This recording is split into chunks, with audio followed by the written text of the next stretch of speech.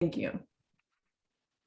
All right, so we are going to record this so people can see it later. I'll quit my part here, but first I want to introduce our facilitator tonight, Steve Bowman. Steve and his wife moved to San Juan Island in October of 2007. Both are active in island issues and organizations. Steve is a member of Rotary and is on the board of the League of Women Voters. Diane is on the board of the San Juan Islands Museum of Art. They are both proud members of the Opalco Co-op. Steve will go over how the forum will work tonight. So go ahead and take it away, Steve. Thank you, Krista, and thank you, Suzanne. Thank you, Foster, and thank you, candidates. So tonight we have candidates running for board positions in districts 1, 3, and 4. We'll do an introduction shortly, but first, this is how the audience can ask questions. On your Zoom screen, down in the lower right-hand corner, you'll see a button that says Q&A, and you click on that, and then you can type in your question. I will be moderating the meeting, but I'll also be reviewing the questions, and I'll try and pick out a selection of those that are coming in from the audience, and we also have 3 questions that have been brought to us earlier. So the format of how we do these forums tonight is very straightforward. Each of the candidates will have 3 minutes to present their opening remarks. Once that's complete, we'll move to question and answer. And candidates have 2 minutes to answer a question. And if the audience, you, direct a question specifically to a candidate, that candidate will have 2 minutes to respond to the question, and other candidates have a minute if they wish to add something to that. Once we've completed that time period, we'll move to closing remarks, and that takes about 2 minutes, for each of the candidates to cover what they'd like to say. We monitor time closely, and Suzanne has cards that help the candidates stay on track, and you'll see there's a 1 minute, there's a stop, there's a start, and there's a 30 seconds. And that way we give everyone equal time to finish a thought, make their remarks, and let the audience know who they are and why they should consider voting for that particular candidate. The expectation for the evening is that we'll probably close by 6:30 or potentially a bit earlier. Part of that is how many questions come in and how long you stay engaged. So let me introduce the candidates. And we have in district number 1, Mark Madsen, Stephen Carlton, pardon me, Stephen, and Jessa Madowski. I didn't get it right, but I'm getting close. In number 2, district number 3, we have Brian Silverstein, who's here. And in district 4, Jerry Whitfield will join us in a little bit. I don't know exactly when. He's here. Oh, wonderful. I'm here. Yeah, just arrived here, Steve. Hey, Ra. Hey. Good timing. Good to see you.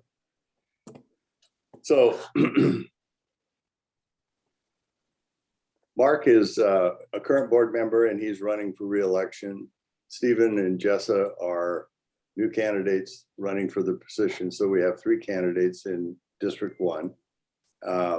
Brian is running for re-election, and Jerry's running for re-election. So all candidates will participate in opening remarks. So all 3 + 1 + 1, 5 candidates.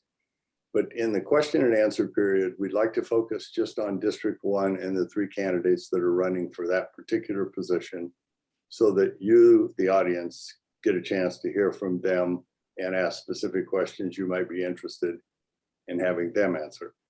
And then finally, for closing remarks, all 5 of the candidates will have 2 minutes to do their closing remarks. So let us begin. And Mark, would you start, please? Sure. I'm Mark Madsen. I'm running for re-election to the District 1 position. I've been on the board since 2014, and on San Juan Island since 2006. So I moved here having worked here in the 1980s at English and American camps, doing research, fell in love with the island, and was able to come back a number of years later and make my home here. So in addition to being an OPALCO board member, I am also a trustee for the San Juan Island Library District. Years ago, I helped establish the Brickworks facility here in Friday Harbor, and I'm past board chair of the Economic Development Council, and I'm on the board of our local food co-op.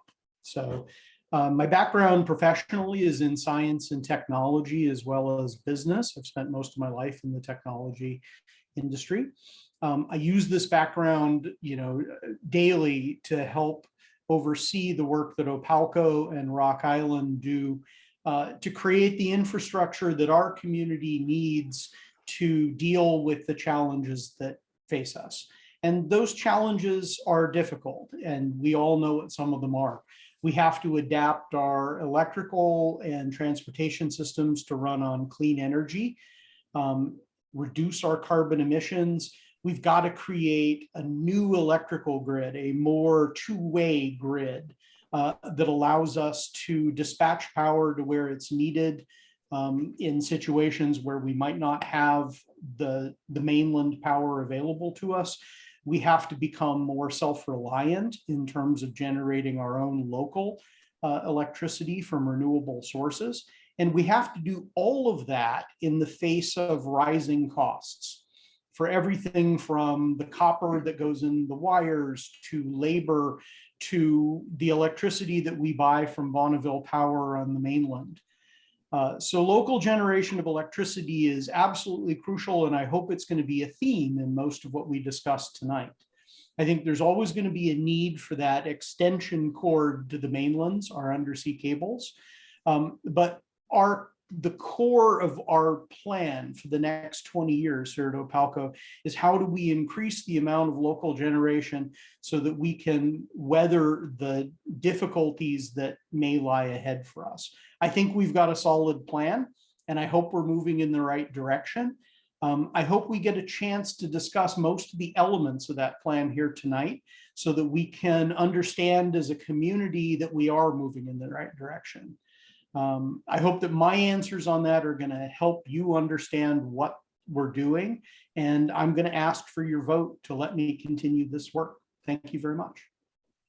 Mark. Stephen, would you like to go next, please? Sure, Steve. Thank you. Mhm. Hi, everyone, and thanks for joining us today. My name's Stephen Carlton, and I grew up in a small town in the Midwest, and I left there for the U.S. Coast Guard Academy back in 1982, where I earned a bachelor's degree in electrical engineering as well as an officer's commission. I had the good fortune to land in Seattle for my first assignment on the Coast Guard cutter Boutwell at Pier 36 across from the old King Dome. And that's when I fell in love with the Pacific Northwest and when I first experienced the San Juan Islands.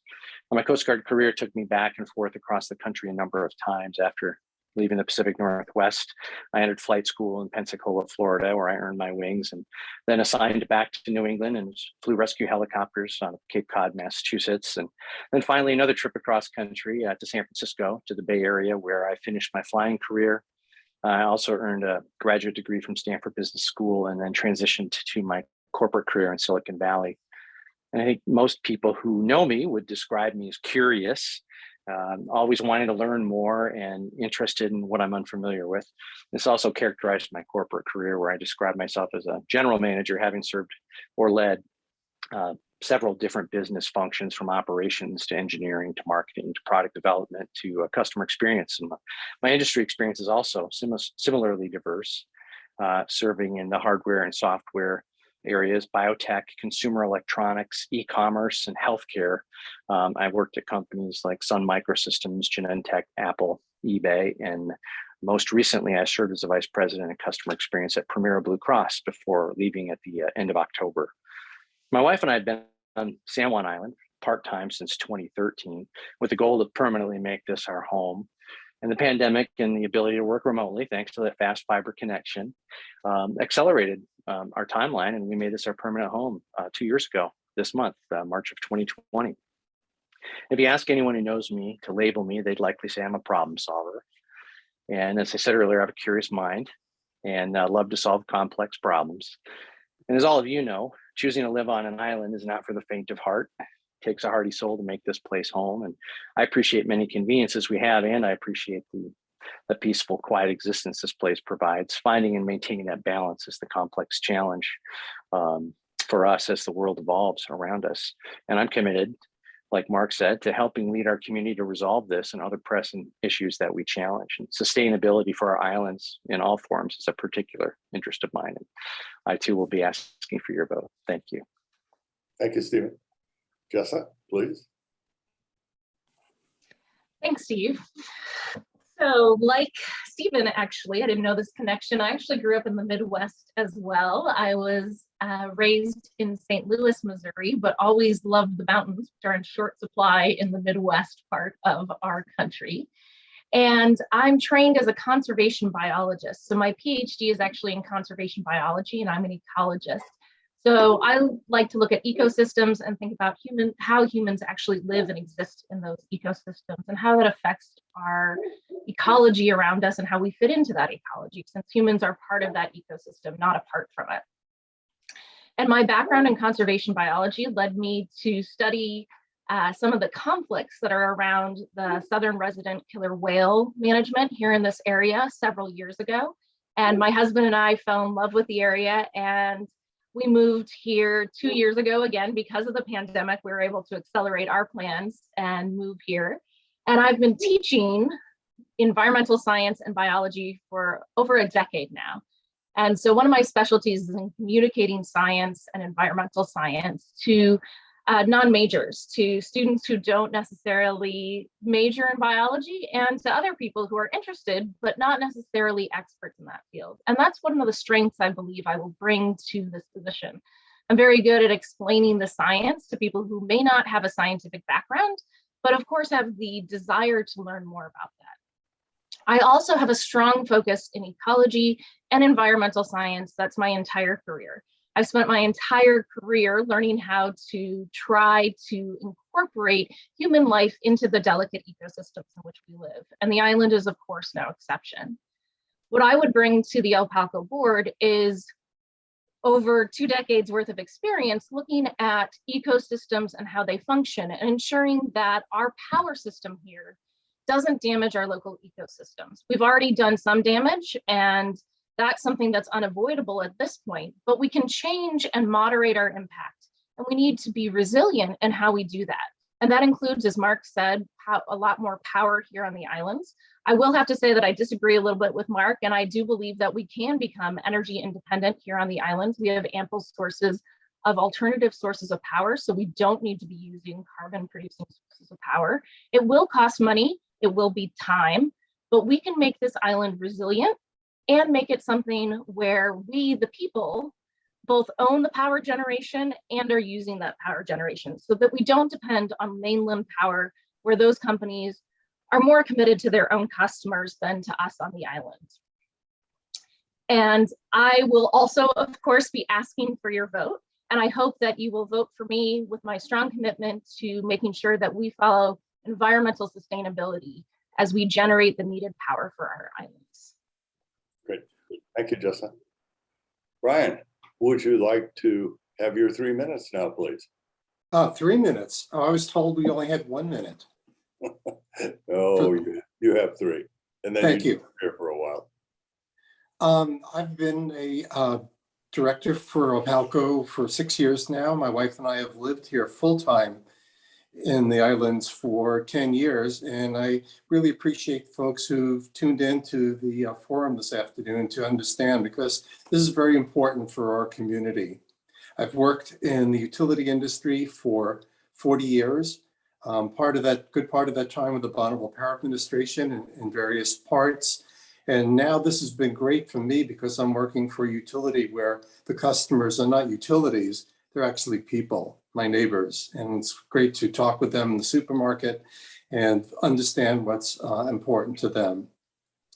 My focus is the mission of OPALCO: safety, reliability, affordability, energy, recognizing that we have a requirement to protect our environment. And I think what we can do most in that arena is reducing greenhouse gas impacts on the world and right here within our county. As a co-op, we have the obligation to make decisions with our members, and that's why we have events like this. I encourage people to participate in the board meetings online, which is great. You can send emails and comments to us all the time.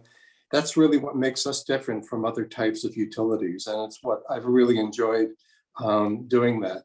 We have some real challenges in front of us, and I'm actually excited about participating in that. So I would like to continue as a director on the board, and I look forward to continue serving our members here in San Juan County. Thank you, Brian. Jerry? Thank you, Steve. I just about caught my breath, I think. But anyway, first of all, I'd like to welcome Steve and Jessa to joining the conversation today. It's great to have a couple of new faces that are interested in this business. And I want to take a little different position here. I just want to kind of review for everyone what this winter has been about. We've had prolonged sub-freezing temperatures over Christmas. We've had high winds from the northeast. We've had a lot of rainfall. During all this time, the lights have stayed on. In fact, for the whole of 2021, Opalco has achieved a 3.9, that is 99.9% availability. That is a remarkable achievement, frankly, and it is due to leadership within the staff. It's also due to leadership on the board. And I came on this board in 2014, and I can tell you those days were very different from what they are today. And I'm glad to see that we've made some tremendous strides and progress in that time. You know, as well as achieving those kind of reliability on the electrical side, when the mainland was having a lot of outages, Rock Island, which was didn't even exist at the time I came on the board, has now grown into be a major communication force in the islands, serves just over 50% of the community, and it has achieved similar reliability during a time when we've needed communications, internet communications with the COVID pandemic, with a lot more people spending time on the islands. And this has added another vital resource to our daily lives. So, you know, I look back on my time here and I say, this board has achieved something. I've been proud to be part of this board, and I'll be proud to continue on because we've still got a lot more work to do. The kind of work we got to do now is in 2028, we have to have a new supply contract in place, which has got to be negotiated with Bonneville Power Administration. And I can assure you that from my position and the reliability that we've got and the quality of the power and the quality of the organization we're dealing with, we want to stay with Bonneville. And we will never be self-sufficient on the islands to produce power. At the time of day we need it, at the time of year we need it. We're going to rely on Bonneville, and we need to support them, and we need to keep the rates, and their rates are as low or lower than anything else in the nation. So they also provide carbon-free power, and that's the other part of my interest here. I started off life as a power plant jet engine engineer with Boeing and Rolls-Royce and companies like that. And midway through my career, I segued into the renewable energy field. I invented the wood pellet stove because I knew the problem that we would have with greenhouse gas emissions, and we continue this discussion through a lot of the questions I'm sure Steve will throw at us. So thank you for your time. Thank you, Jerry. All right, a reminder to the audience, now we're going to focus on District 1 and our 3 candidates who are running for that position. So we will welcome questions from the audience. And as a reminder, you just need to click on the Q&A button and then type in your question, and I'll be monitoring them as we go along. For the moment, I have a couple of questions that have come in previously for the candidates. So let me read the first, and this should be one for the candidates that is familiar to you. Opalco depends on hydropower from the mainland for more than 84% of its total power supply. How important is it how important is hydropower in your vision for a future energy supply in the islands? And I think, Krista, if you would start, that would be appreciated. Not me. Who do you want to start? Krista, I'm sorry. Yes. Jeez. Jessa. Sure, I can start with that one. Yeah. I can go. I was a little confused there, but I'm on it now. Okay, Don't so blame you. Me too. so I think, as I said before, that we do need to move off mainland power. And I'm concerned as an ecologist, especially about the hydropower that we're getting from Bonneville, because while hydropower is proposed as a clean energy solution and it's not carbon generating, as most of us know, it does have a huge impact on the ability of salmon to return to the streams that they need to use to lay eggs, and for those eggs to hatch and make their way in an appropriate way down to the ocean to replenish our salmon stocks. And our salmon in the Pacific Northwest is really, really suffering and will continue, unfortunately, to suffer even more as climate change changes the temperatures around our region. So one of the things that I would actually advocate for is us moving away from mainland hydropower and moving on to power that's on the island. The hydropower was a good source of energy, but we know we need to remove those dams in order to restore the flow for salmon and save the southern resident killer whales that we all love so much. We need to move towards sources that are more sustainable here. Now, that could include things like tidal power and things like that, but without doing things like damming rivers that can be so ecologically destructive in this area, even if they are carbon neutral. Okay, thank you. Stephen, would you like to go next, please? Sure, Steve. Happy to take a stab at that one. I think the simple truth is that there's any so-called sustainable power source. There's no silver bullet in any particular one. There's no such thing as a free lunch. I think we've probably seen the signs around the island, the No Snake River Dam signs that people are talking about what Jessa just talked about, the impact of salmon and the orca population. And sure, it's clean power, and that's wonderful, but it doesn't come without a cost. And I'd say as a community, you also heard Jerry talk about some of the challenges, and Mark mentioned some of the things that have been happening over the past many years. These aren't easy choices, and as a community, we need to determine which trade-offs we want to make to supply these essential utility services. Do we want to put pollution in the air by burning fossil fuels? I think no. In fact, I think there's legislation that says no, we got to stop doing that. Do we want to figure out how to dispose of depleted uranium from nuclear reactors? That's pretty controversial. Do we want to cut down swaths of forest to make room for large solar arrays? Again, there's no free lunch. Or do we want to erect unsightly wind power generators? I mean, many places I've lived around the country have struggled with that problem, sort of not in my backyard. And do we want to endanger our aquatic life by damming rivers? So my perspective on hydropower specifically is that it's cleaner than burning fossil fuels, has a long track record of efficient, clean power generation, and it's already built. So, a lot of these other things require large capital infusions to build. So I am a fan of hydro. It doesn't come without cost, and I think we should be sensitive to those costs, environmental and otherwise. But I would say that I'd be fearful of anyone who thinks they know the answer to this question about what's the best way to solve our power. Okay, thank you, Mark. So to be clear, I think it's very important for us to reduce our overall dependence on mainland power as much as we possibly can, and have as much local generation as we possibly can. This last year, there was about 3 megawatts of local generation across everybody here in the county, and that includes member-owned generation. Our resource plan that the organization is driving towards would give this county 69 or 70 megawatts of generation in 2040. That is 23 times the amount of local generation that we have today. That sounds great, but here's the deal with that. even if we build all of that, given the amount of solar generation that you get in the winter versus the summertime, in summertime, that would only still account for 70% of our daytime usage.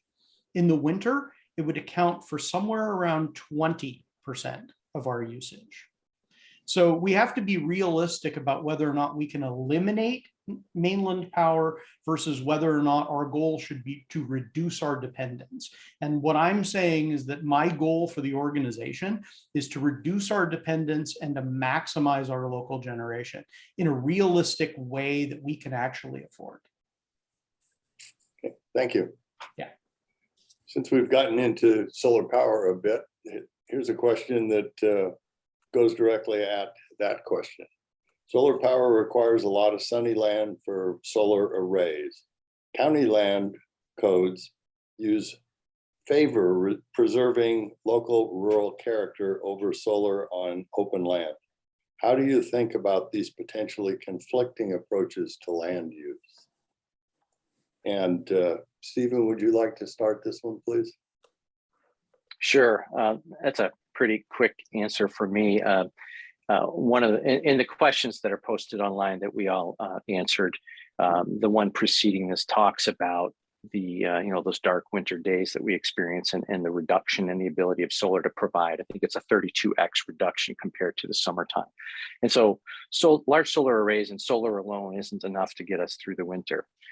So that's one. And I think talking about altering land use regulations without knowing what it is that we're going to get and how we're going to achieve some reduced dependence on power coming from the mainland is kind of putting the cart before the horse. And so I think once we have a legitimate plan and some tangible steps to take and understand what role these large solar arrays play in our overall plan, then it'll be time to address that question. But for now, I think it's a cart before the horse question.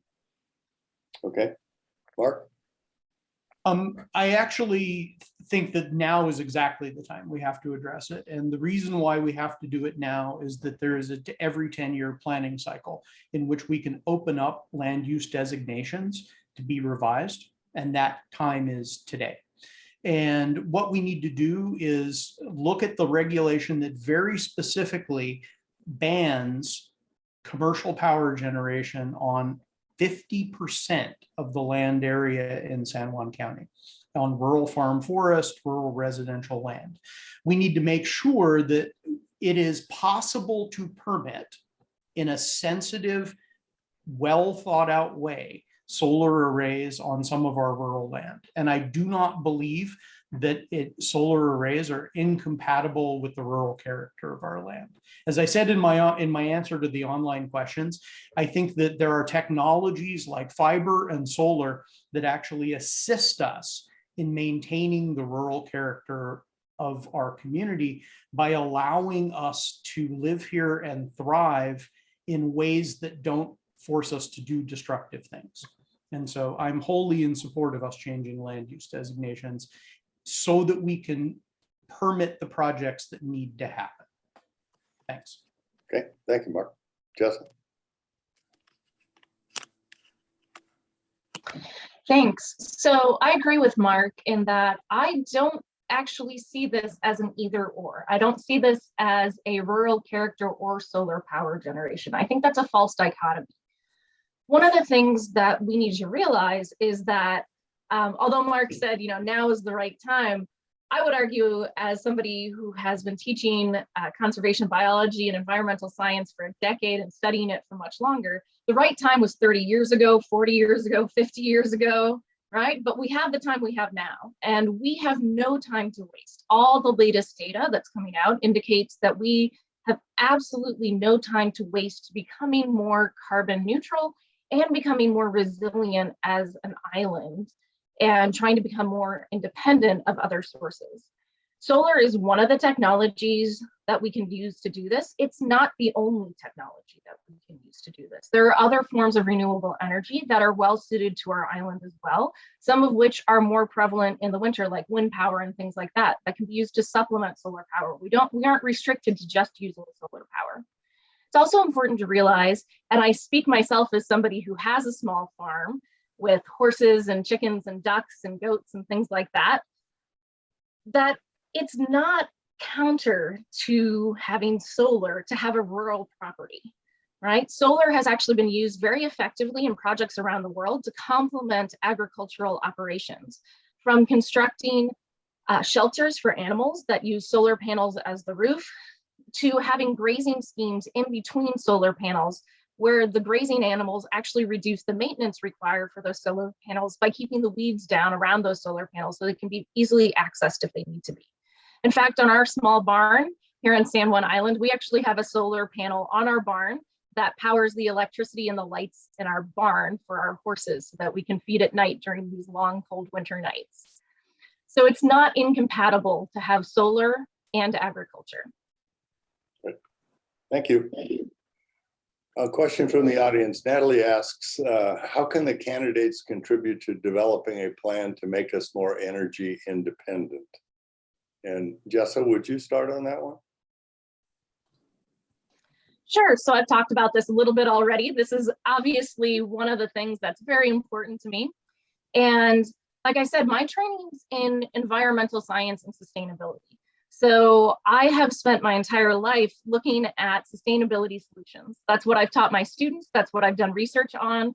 And I have proven expertise in this area. And I would bring that expertise and new innovative solutions that are on the cutting edge to looking at how we can make this island more resilient and more efficient. That includes things like energy efficiency to reduce the need for energy use. That includes things like solar. That includes things like wind power. It also includes things like potentially tidal energy, which is a incoming energy source that's been used in places like Europe. We know we have a lot of water energy around here. It doesn't have to be through dams. Hydropower through dams is not the only way to get that renewable energy source. Of course, all of this does come with costs, both ecological and actual money costs.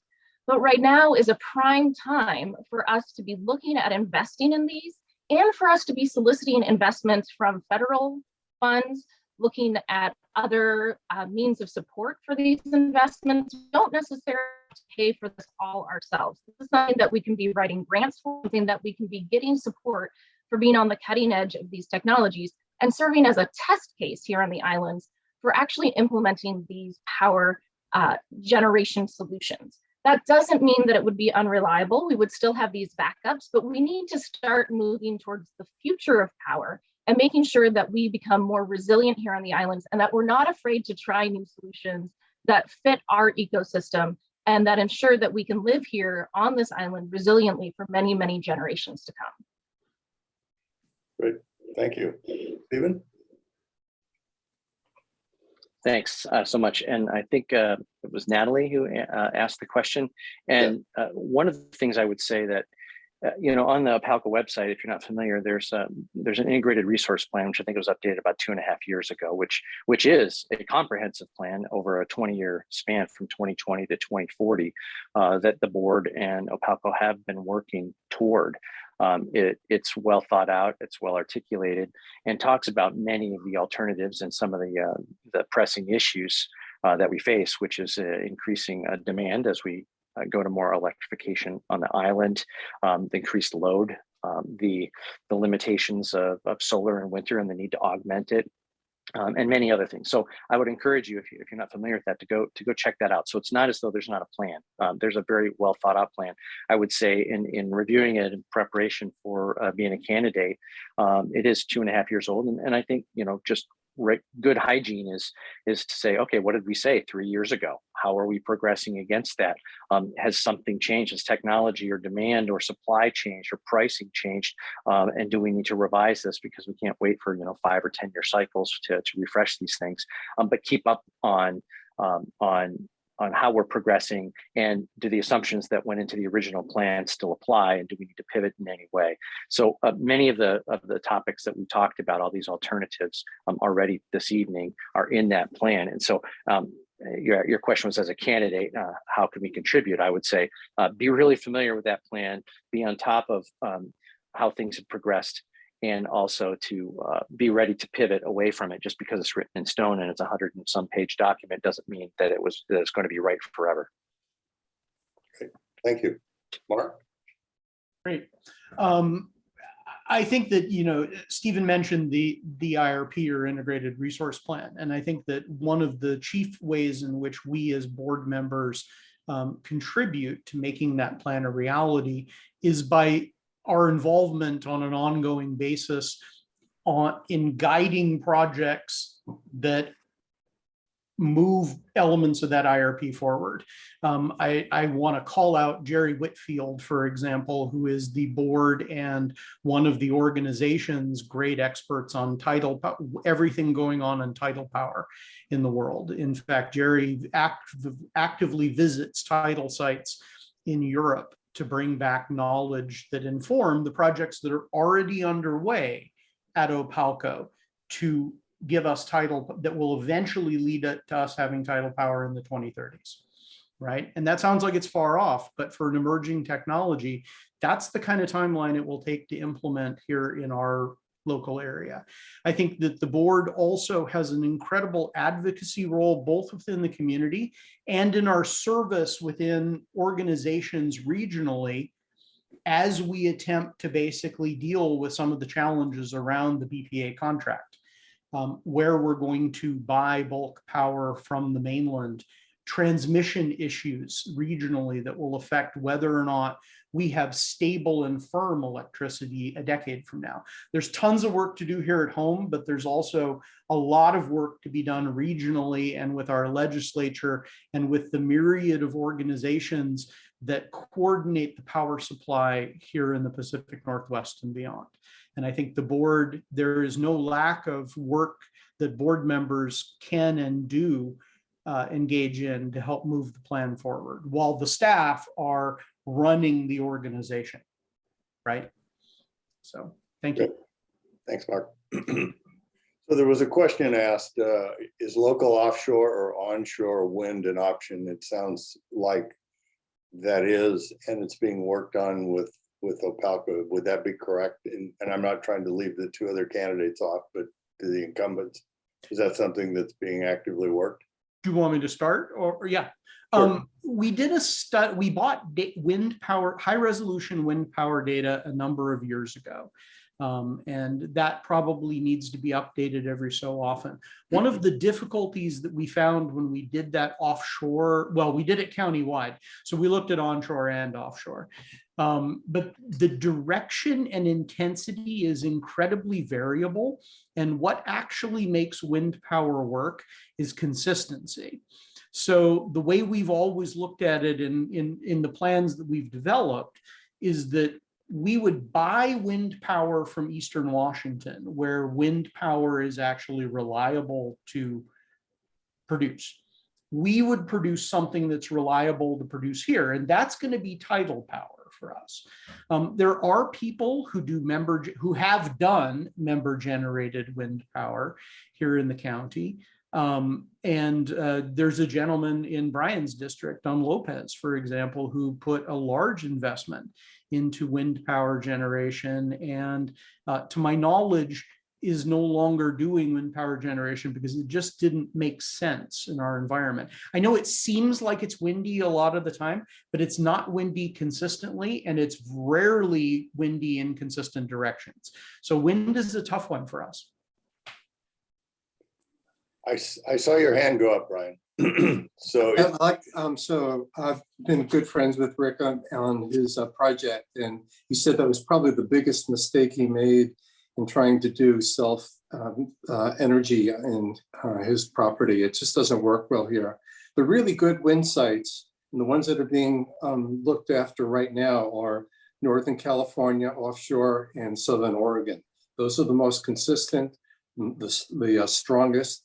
And they're just putting out, the government is putting out bids on that for people who are looking into developing that. So as Mark said, if we're looking at wind, we really need to be looking at someplace other than San Juan County.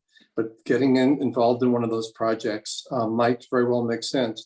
But there's still a challenge. With all the wind machines spread out in the Northwest, in December, when we hit the cold weather, the total production of wind for 2 days was essentially zero. And so we need to find the important thing for us and for all electricity users is we need to be available year round. That means storage, and that's something that we probably would want to do here. But another form of storage, of course, is the hydro system. And it's building new storage, battery storage here is pretty expensive. So I think we really going to need to continue to have a mixture of resources. It's not just one item that's going to save us. We really need to find the right mix. That's what our focus is in the integrated resource plan. Okay, great. Hi, Jerry. If you'll hold on for just a minute. Okay. Stephen or Jessa, would you like to jump in and make some comments? I'm not tying this to time necessarily, just I don't want to put you in a position where you don't have anything you want to say. No, thanks, Steve. I appreciate it. I think Mark and Brian really covered it well. There's sort of a, the mechanical piece of wind power and where we are just doesn't work. And even if it did, like I said earlier, there's no free lunch. It comes with problems too. Other parts of the country where I've lived, especially the Bay Area, the mountains to the east have plenty of windmills, and a lot of people don't like the look of them. A lot of folks on the East Coast have offshore wind power. They don't like the look of them. A lot of birds get killed, and so some people love birds. So it doesn't come at no cost, but I think that they covered it really well. That it's probably not appropriate to generate here. Okay. Jessa? Sure, I'll be the black sheep and say that while I understand very well that large-scale wind power production, the way we've seen with the wind turbines, most of us might be familiar with a static wind turbine that has it spinning in one direction, sort of what we're used to seeing when we think of a wind installation, are not appropriate for use here because of that variable speed problem and because of the direction that the wind can come from and that it can be quite variable. However, there is increasing technological advances in looking at variable wind speed production from different types of turbines that aren't necessarily those same static on a stick spinning windmills, right? That are, if we think about it, a very, very old technology dating back to when they used to, use them for milling grain and things like that, right? So there are new technologies that are more spiral and things like that that have been used in different circumstances. And I think we need to explore those options as well. And part of that may not be in large scale operations like wind farms you might see in some parts of the country along the coast or lined up on mountains where you have a steady supply of wind, but instead these smaller, more versatile wind power structures that could be installed on individual homes or businesses around the county and distributed power production, which is a really important part, I think, of the future of where we need to be for a resilient system, which would require upgrading the power grid and things like that. But that is something that's being talked about on the national level. There's money for some of those upgrades. And it's something that we really need to do in terms of thinking about modernizing our power system here in the islands as well. This would also result in potentially looking at things like smaller scale battery things. There's a lot of technology now about using electric cars as backup systems for batteries and putting power back into the grid at certain times. There's a lot of these new technologies that we need to think about instead of just thinking about the typical, line up a whole bunch of windmills on a mountainside, which isn't applicable here. But there are other solutions technologically that may be something we could experiment with here. Okay, great. And Jerry, I know you had your hand up, so would you like to add a little bit more? Yeah, Steve, I'd like to give the perspective of someone who's a keen sailor around this area. And I've had a sailboat up here for many, many years. And luckily I have an auxiliary diesel engine because well over 50% of the time that I'm out on the boat, I'm using the diesel, the diesel engine, because the wind is very variable and it's very light in and around all of the waters immediately around the islands of the San Juan Islands. And the only time I can consistently sail day in, day out with the sails is when I'm about 25 miles off the west coast of Vancouver Island. Beautiful sailing up there, but that's where you have to go to capture wind if you want to use it as wind power. And clearly that's not appropriate for this local area. The other thing I'd like to add too is that there are the three fundamental requirements of rural electric cooperatives, and it's a requirement that all the board, has to look after their cooperative, and is to provide safe, reliable, and affordable power. And safety goes without saying. Reliable is very, very important for these variable sources of electricity. Wind is one, solar is another. We've got to have that power 24 hours a day when it's dark outside, when there's a high pressure zone, all this kind of thing. So we've got to back it up with reliable power. And that's what Bonneville does for us. That's what the hydroelectric power does for it. And we have a responsibility as a board to provide reliable power to all our members, so when they flick the light switch on, they will always get power. Thank you. Thanks, Jerry. So there's another question that came in that I will read. And this may be targeted a little bit to you, Stephen, and to you, Jessa, but I think it's important for Mark to weigh in on this as well. And that is, how do you see yourself fitting into the Opalco leadership team? And what specific skills or experience do you bring that will help expand the team's reach, abilities, or understanding? And Stephen, would you start on that one, please? Sure thing, Steve. And when I think you say Opalco's leadership, I think they must mean not only the board, but also the staff and those folks who are actually running the business. I would say these problems are complex problems, just like we see in business. And I think there's a lot of borrowing that you can do from your business career to solve some of these problems, because as Jerry just talked about, it needs to be safe, it needs to be reliable, it needs to be cost effective, right? There are a lot of people on shoestring budgets that the pricing matters. And we know from the mathematics that it's going to be difficult to keep those prices down with the pressures of legislation, of trying to go reduce our carbon footprint, and also the increased demand of power coming from BPA from other areas, not just in Washington, but around the West Coast, and the potential for that supply-demand equation and the economics behind it to impact us adversely with some of our goals. So the thing that I would bring is creative problem solving, working in Silicon Valley and product development and engineering. There are all sorts of tough problems, things that are seemingly impossible. I'm sure Mark has done the same thing in his career. And you bring the best minds to bear that aren't necessarily on the board, but as you heard, Jerry goes around the world and researches tidal technology, and we bring those things back and we try to integrate them into a plan, and one that's coherent and that helps us meet our goals. And that's what I would bring from my corporate experience, and that's it. Thank you. Jessa? Yeah, this is a great question. So as I said, I'm a conservation biologist, I'm an ecologist. And as far as I could see on the leadership on the board, at least, there isn't a lot of biological ecology expertise in terms of people's backgrounds. That's my training, that's my expertise. I would bring that lens, that viewpoint to things like that, thinking about, whether it's from wind power and the effect of wind on birds, which there's been a lot of work done on that and a lot of improvements done on that, to removing hydropower because of the impact on salmon and our southern resident orcas. That's something that's really part of my focus, is the ecology of the ecosystem as a whole, and ensuring that while we move towards resilience, and while we move towards, even if we don't get fully independent, as many of the panelists don't seem to think is possible, although I tend to be a little more optimistic about that, I think we need to be considering our local ecosystems really carefully as we do that. And that's something that I definitely bring to the current board in terms of expertise that seems to be a little bit of a gap.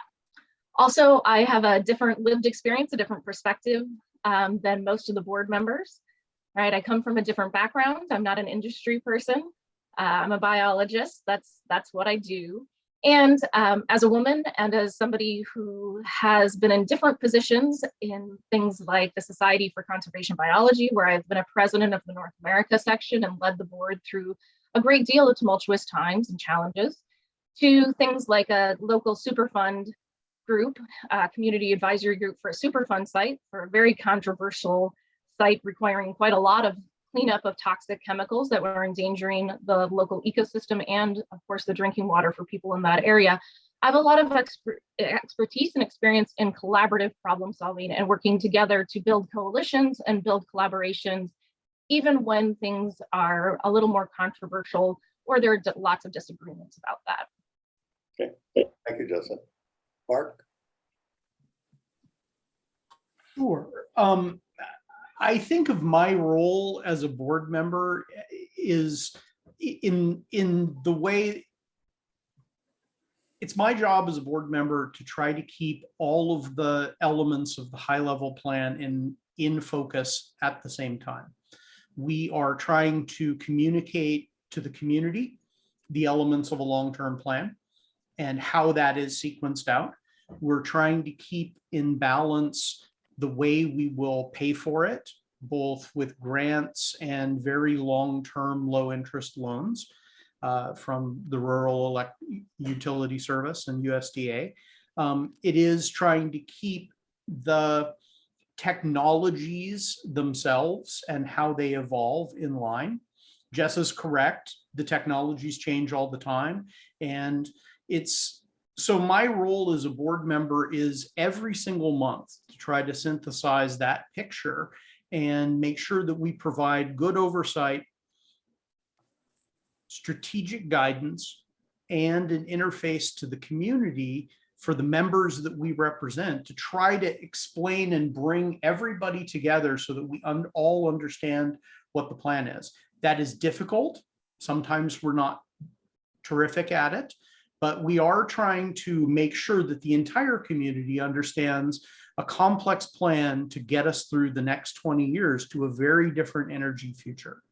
So, and I think as board members, that is our key role. Thanks. Great. Thanks, Mark. Mm-hmm. There are a variety of questions that surround different types of energy generation, and I'm going to try and distill a number of questions into just a little potpourri, and then you can all have a bite at that apple. We have one question with respect to agrivoltaics. Is the co-location of solar power and agricultural production? It's in this particular member's eyes, it's an efficient land use. And is this something you'd look at supporting on the island? Let's see, there's another one with respect to tidal energy. I think honestly, that's been pretty well talked about. There's another one, let's see,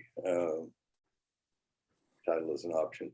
Those two, and then there's a third piece of it, which is how can we better incentivize members to put solar panels on their rooftops paired with storage. So there you go. There's a little mishmash of different things. Jesse, you want to start this one? Sure, that's quite the sampler. Yeah, I'm sorry. It just, you know, there's a potpourri of different things. So okay, so obviously this is a discussion that could take much longer than 2 minutes. Precisely.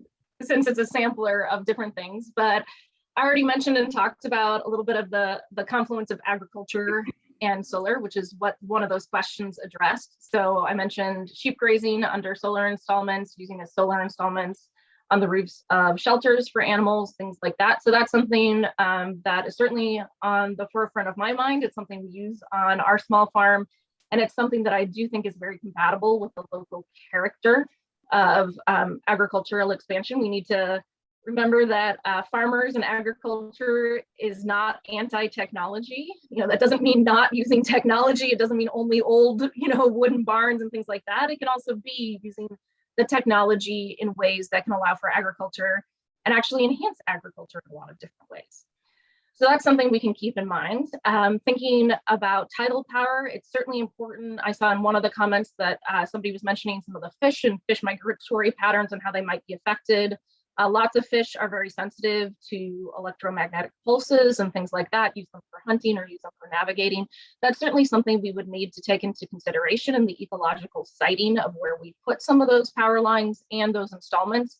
Again, there's lots of different ways to do tidal power, so we would need to explore all the different options.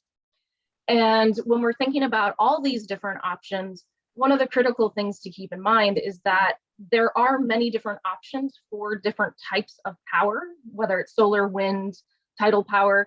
Some of them are small scale, some of them are large scale. We need to incentivize a broad spectrum of both the community doing this in large installments, farmers doing this on ag land, people doing this in town, whether that's through grants and partial funding, or whether it's through some of the projects that Opalco already does, like low interest loans and things like that, to help people have the capital to start these projects. We need a variety of solutions. Thank you. Sorry for the potpourri, but there you go. Stephen? Thanks, Steve. Yes, I do agree with Jessa about that solar and agricultural, they're not agricultural land and living they're not incompatible at all.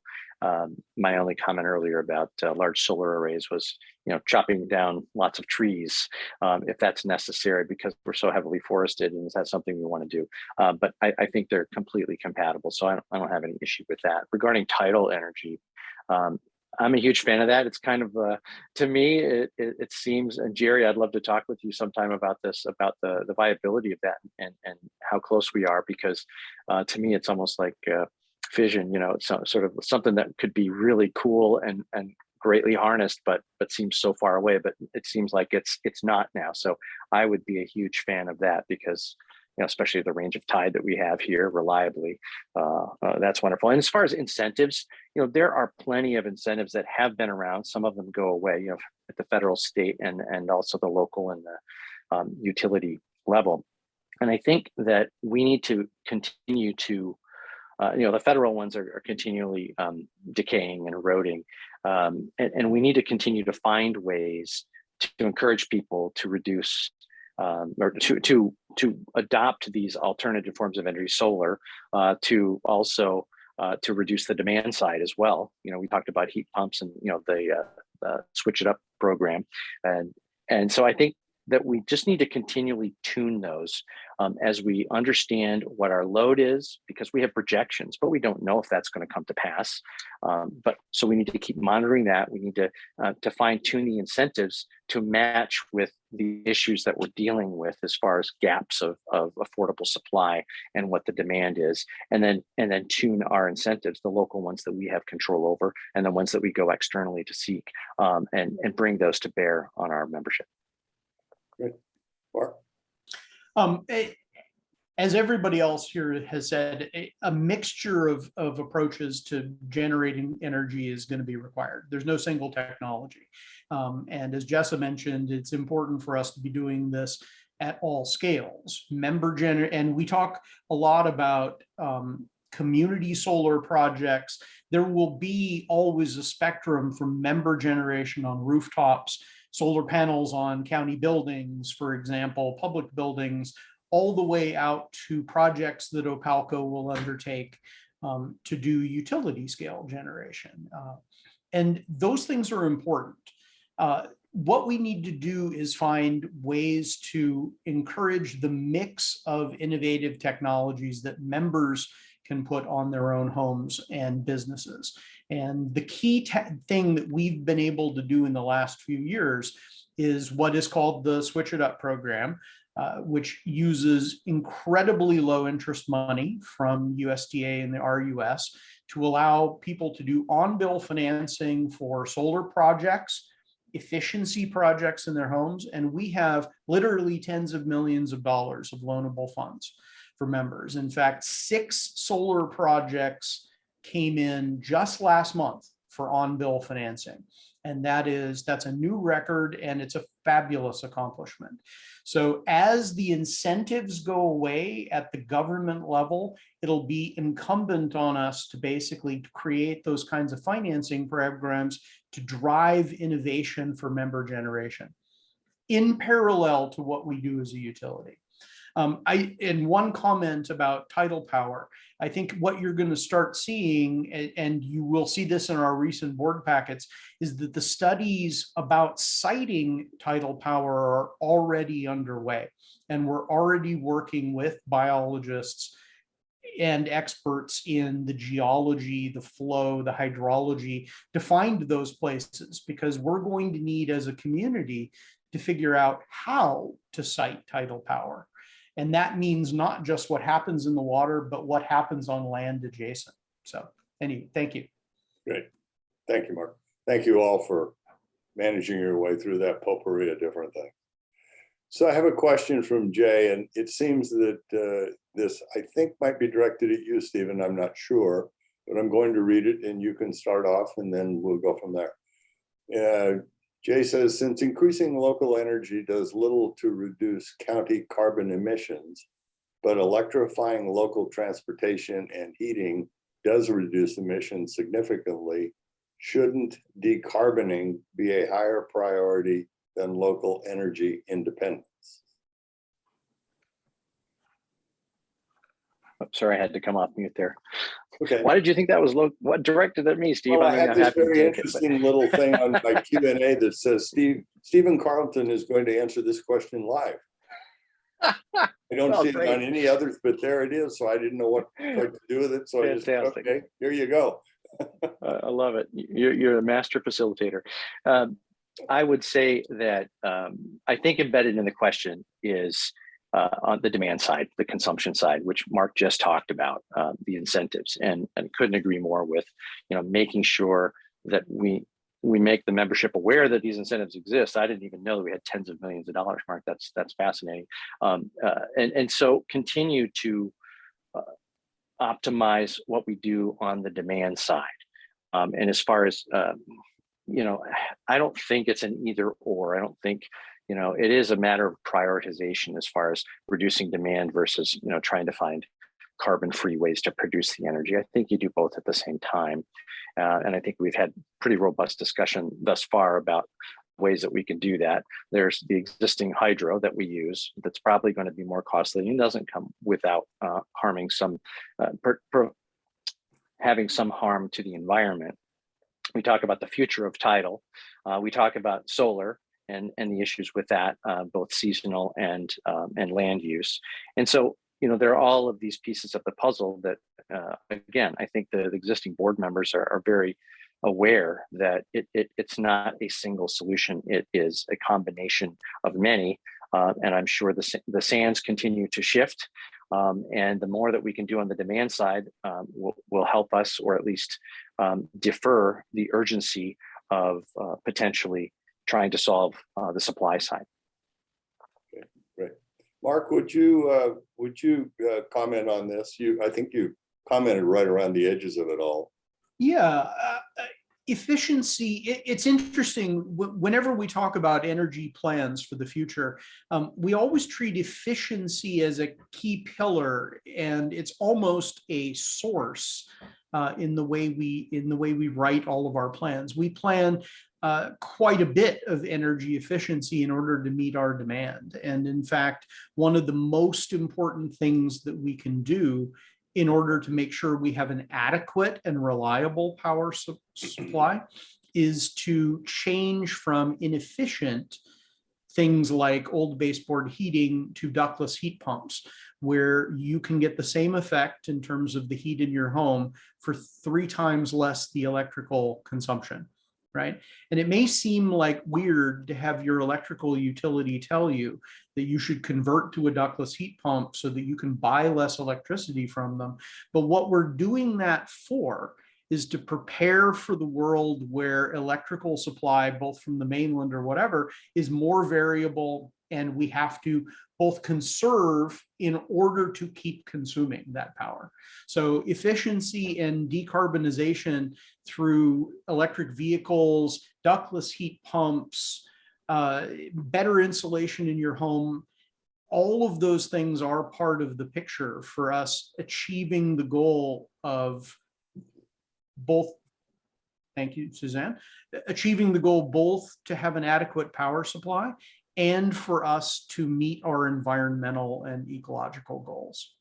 So, and those goals are now things that we have to comply to under the Clean Energy Transformation Act. So we have very firm goals along those lines. Thank you. Thank you, Mark. Jessa? I did Yeah, get, that's a great question.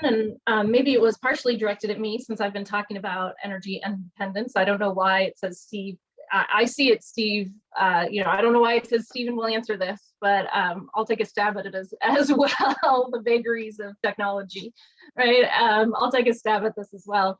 I think it is incredibly important to work with decarbonizing our energy use, but it's also really important to realize that when we talk about electrifying transportation and electrifying heating, that the electricity is only as green as the source that generates that electricity, right? So hydropower is a carbon neutral source of energy, but it has those ecological impacts on salmon, on other river ecosystems. It does a huge amount of damage to our river ecosystems. Salmon's an endangered species at this point. The southern residents are endangered. Once we lose those, they will not come back, right? So that's an emergency at the current moment ecologically, right?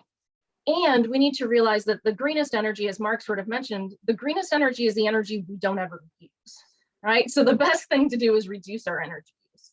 And that can be done through efficiency, that can be done through personal choices, but we also need to move towards local electricity generation, partially because it makes us more resilient, and partially because it'll buffer things that come from the mainland, like the dramatic increases we saw over one of the winter bills, where all of a sudden there was a huge spike in the expense from off-island energy, and that was passed along, unfortunately, to us as consumers.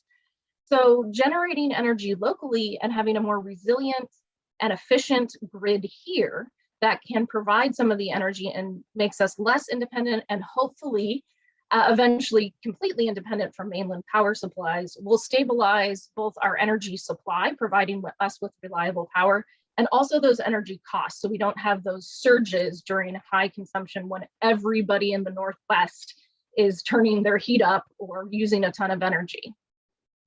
great. Jay did write and say that his question was intended to be for everyone. So I don't know why this little thing showed up, but nevertheless it did. The magic of a Q&A electronic button.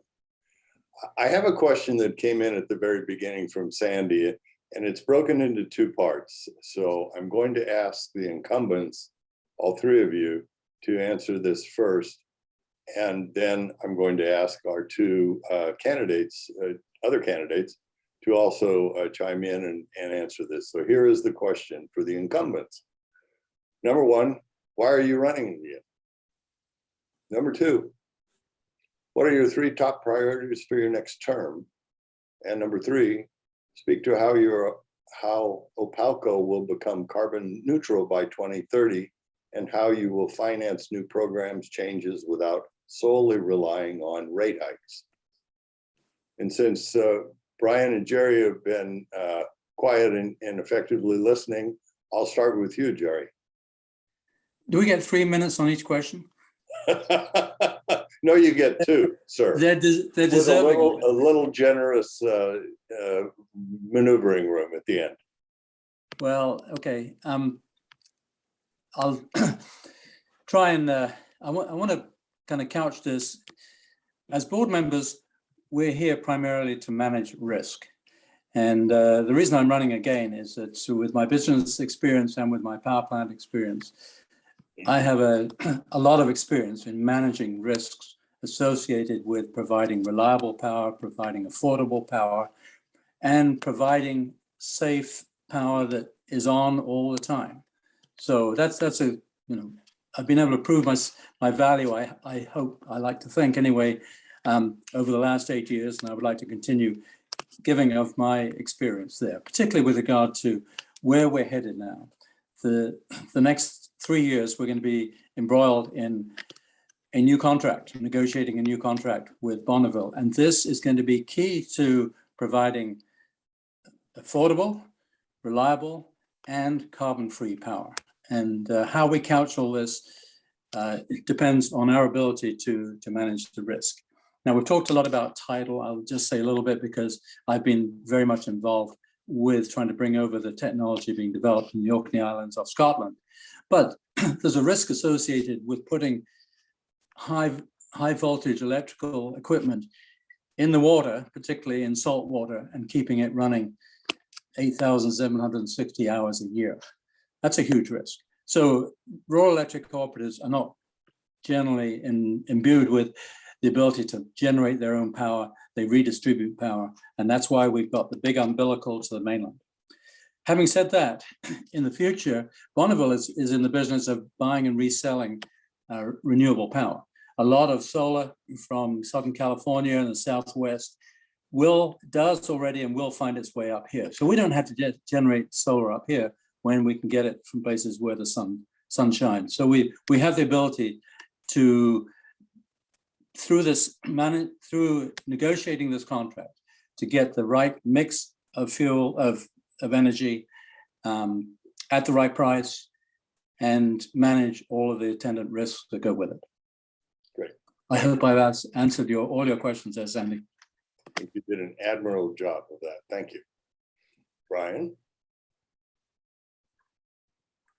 You're muted, Brian. Thank you. I'm running because I'm excited about trying to solve the challenges that we face in front of us. I've been involved in the utility industry for 40 years, and when I started at Bonneville Power, it was just after the Power Act was put in place. It set up a framework that serves us today. And I think I can help us figure out how to deal with that relationship with Bonneville between now and 2028, when the new contracts are put in place. And for me, it's important to help our community be prepared for the next couple of decades, as we need to reduce carbon and ensure the resiliency of our organization. Among my priorities are helping us reduce the carbon footprint, and which is basically the use of fuels for heating and transportation, whether it's vehicles or the ferries. And we can play an important role in that. And again, that's really exciting. I just saw that GWEMIS just got their grant from the state to help them put in the first electric ferry in this region. And I hope our region will be there within the next decade or two, and Opelka will be part of that. With that, one of my priorities is helping members keep their energy costs down as much as possible. And that's changing fuel. Electricity is less expensive than gasoline and less than propane. And so I want to encourage them to do that. But I think that's going to be really important, is to help us dealing with the peaks in the winter time and giving information to members, whether it's through our fiber backband to give people information about what's happening in the cost of electricity and the availability. And our rates are designed in a way that encourage people to use energy off peak when possible. For example, I'm charging their cars. Last thing, I think carbon neutral, I actually did a second one, so I just got ahead of myself. So Sandy, I hope I've covered it. Thank you. Mm-hmm. Thank you. Okay. So for our last incumbent, Mark, would you like to express your thoughts? Sure. Sandy, great question. Thank you very much. So why am I running again? Because the job isn't done. We, in fact, are just starting to implement all of the great plans that are in that IRP. And I think there's a lot of work to do, and I think there's a lot of ways that I can contribute to that. And so I'm running again and asking for re-election. In terms of my top 3 priorities, I'm going to answer these as my top 3 priorities as a board member, not the myriad of things that Opelka does. I think that as a board member, my top 3 priorities are to improve the communication and understanding of our plans for local generation and decarbonization among the membership. I think we have embarked on a series of energy roundtables and other ways that we can all get on the same page, as several people have asked for in meetings recently. My second priority is to help make sure that we continue to maintain the various ways that we do member assistance for low income and the assistance that we've provided during the pandemic, both for businesses and residences. We do have a lot of expensive projects that are going to need to happen in order to get the local generation that we're all talking about. And we're going to need to make sure that we enhance and expand the ways that we help members as the cost of electricity rises, which it will. And then third, I think my main priority is to continue to provide kind of some of the aspects of technical oversight that I provide coming from data networking and knowing the industry that Rock Island is in as well as I do. And I think that's one thing that I bring to the board that I think is important from a purely technological perspective. I'll stop there. Okay, thank you. Cool. And Sandy asks for you, Stephen and Jessa, why are you running? And what might set you apart from the incumbents with respect to the questions that were asked to them?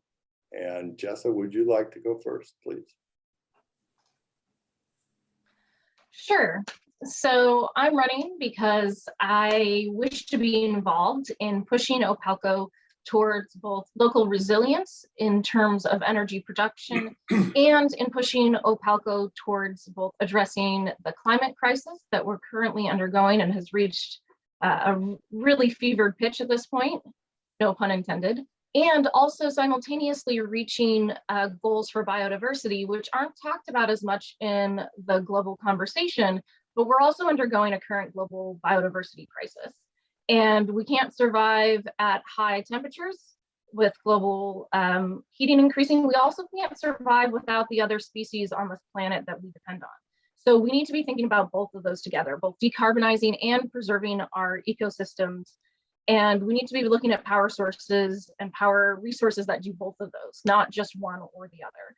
So there's trade-offs always, as have been mentioned by several of us. I think Stephen has mentioned this quite a bit. There's trade-offs always, but that's one of my foci. And as a biologist and ecologist, that's something I can really bring to the board. In terms of priorities, one of my priorities is pushing Opalco to be very proactive about going after funding sources and new technologies, pushing us to be a little more adventurous in trying those. And I'm not talking about investing billions in something that's unproven. I'm talking about trying some things out on smaller scale and then seeing if they can be expanded to larger scale, or seeing if there's something we can provide information to our members, something that might be a small scale that people can't afford to buy and try, but Opalco might buy, try it, and say, yes, this does work in our area, while still ensuring that we continue to provide the quality of service that Opalco is known for in terms of reliable energy, but also pushing us to be productive as well in going after funding sources that are currently really blooming in terms of thinking about agriculture, thinking about rural areas where there's a lot of funding available now for ensuring that rural areas have some of the support that larger cities have, and ensuring that we get some of the money developed or devoted to moving towards a carbon-free energy source. Great, thank you. We lost Stephen. We somehow, lost Stephen. I Yeah, don't think maybe he'll join again. There he Oh, is. he's He's coming connecting. back. Okay. We'll wait a moment. As soon as Stephen finishes his answering of his question, aha, you're back. I'm sorry, I dropped there for a second. Just quickly, when you finish with your comments, Stephen, then we're going to move to our closing comments because we're coming up on 6:30, and that's really the time we need to stop. So, please. Great. Thanks, Stephen, and sorry for the tech hiccup. I'd say the main reason that I'm running for the board is that I want to, as a fairly new permanent resident of the island in the last 2 years, I'm very interested, as I said earlier, in solving challenging problems. And, you know, having our electricity come through a cable that lays on the ocean floor and the vulnerabilities that could potentially come with that, and in combination with all the other problems we're trying to solve, cost, environmental and ecological impacts, it seems like a juicy, meaty problem. And so, I like to take a research-based approach. I like to use data. When I solve problems, I don't come with any agenda. I'm just trying to figure out what is this, what are the problems we're trying to solve? What's the information we have, and what's the best way to go solve it? And so that's, and this is certainly something, thank you very much, Suzanne. That's certainly appealing to me, and it also can bring goodness to our community. And we're all fairly unique and hardy souls who choose to live on an island. So that's one. As far as what differentiates me from, I'll just say Mark in this case, because we're in the same district. And if you've been here today and listening to us, I don't think you see a whole lot of daylight between how we might approach things and what solutions we might come up with. I think the difference is Mark's experience. He's been on the board for 8 years. One of the things that I really value, though, is in a governance body is continuity. We talked about the IRP earlier. That's a great body of work with great insight, and it needs to continue to be monitored. And I think in governance, there needs to be continuity of leadership. And Mark said that the job's not done, and he wants to stay and finish it. In whatever way I can, I would like to be part of that too, and then continue that work. We've got important things coming up with the contract negotiation with BPA in 2028. And I just want to be part of the solution to continue the great work that's been done. Great. Okay. Thank you all. Now we're going to move to closing remarks, and now everyone gets 2 minutes to let the audience know about you, any additional comments, and why they should vote for you. And I think I'd like Mark to start, please. Okay. You've heard a lot today about plans. You've heard a lot about the direction that I think what you've seen are that the candidates are all united in our desire to have a robust local generation solution. We all want to see our communities more resilient, more powered by things that we control. I think you have seen that there is a huge desire that we do this in an environmentally and ecologically sensitive way. I think that we do differ in whether or not we believe that it is possible to be fully energy independent. I don't disagree that it's possible at some price, right? It may be where I've been coming from, and what I've been saying is really that there is a balance to be struck between our ability to become independent and our ability to add some independence. And I am advocating that we add as much independence as we can, and as much resilience as we can, while keeping electricity affordable for the people who live here, particularly the people who are not retired and continue to work in our local industries. I think I have a track record on the board of seeing the broad spectrum of issues. I think I've done a lot of work in terms of how to communicate complicated issues with people who may not be experts at this. And I am asking for your vote to give me another term on the board of Opalco. Thank you very much for coming and participating. As a co-op, participation is the lifeblood of a co-op, and the fact that all of you turned out today is terrific. Thank you very much. Thank you, Mark. Yep. Jessa?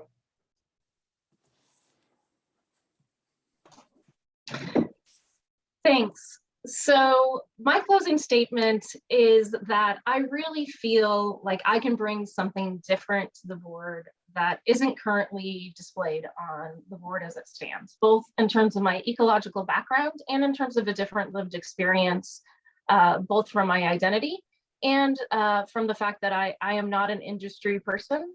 And there are lots of industry people on the board, and I value the expertise of people within the industry as well. However, I do think that we would value and we would be benefited as a whole, as a community, from having somebody who has a different mindset, an ecologically based mindset, keeping an eye on how we try to move forward into the future. We're at a crux, we're at a turning point in the global society as we look at how we as a species are going to continue to survive on this planet and hopefully continue to survive with many other species, which are key to our survival and key to the functioning of our entire ecosystems.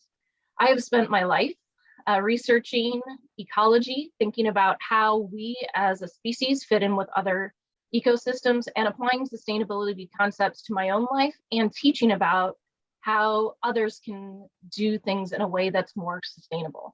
I also have lots and lots of experience on boards at very high levels, leading international boards and dealing with very controversial problems. And so I would be able to hit the ground running, even though I haven't served on the board before. I'm very familiar with how boards work, and I would be honored to be able to represent the island communities and thinking about an ecological perspective to ensure that we're taking real account of how we treat our ecosystems around us and becoming resilient and independent of power from other places while we keep our carbon footprint and our biodiversity footprint low. Great. Thank you, Jessa. Stephen? Thanks, Steve. First, I just want to thank everyone for their attendance today and their engagement, especially the questions. As Mark mentioned, we are cooperative. This is a membership-driven organization, and I found it interesting. Before everybody joined, we were doing our technical checks, which apparently I failed since I dropped off. But we're talking about the engagement of our community. And when I dropped off, Mark was started to talk about that. Maybe he covered this, but only about 10% or so participate in the elections.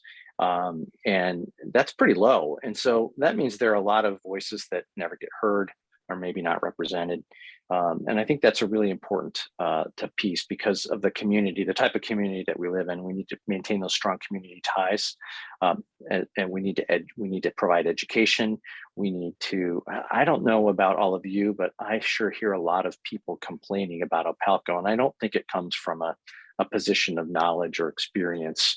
I think it comes from a place of gosh, my bill's high, or they did something here, and the stories get woven through the community, and a lot of it might be fake news, so to speak.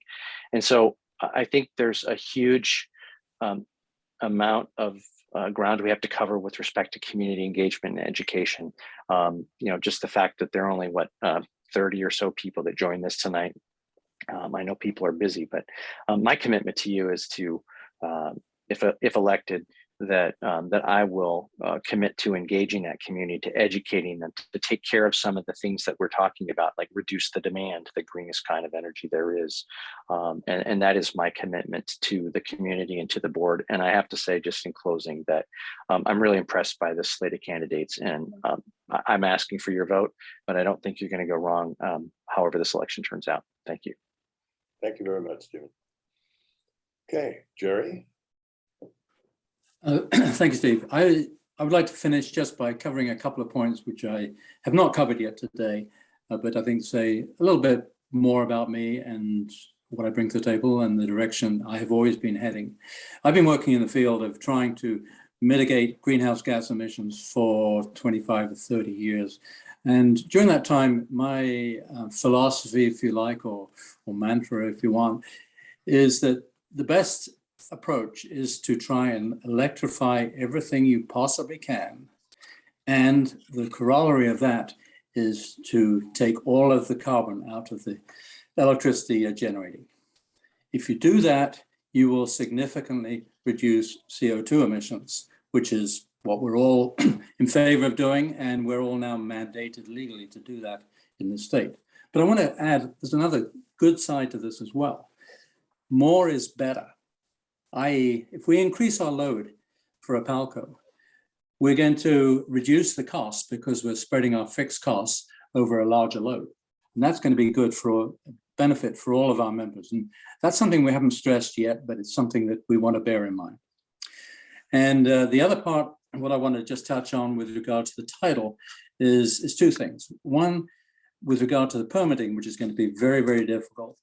I don't underestimate that at all, but we are sending a team of 2 people from the county in May to meet with our Scottish friends up in the Orkneys to examine how they've approached this, the problems they run into, and how they mitigated those. So that will be a good advanced party, and we'll be able to report back on their benefit. The other part of it, which Sandy asked, and I didn't really answer it, was who's going to pay for this? And my approach to this is not that we put this whole cost on the members, which is one way you could look at it, but it's way too big a risk for us to do that.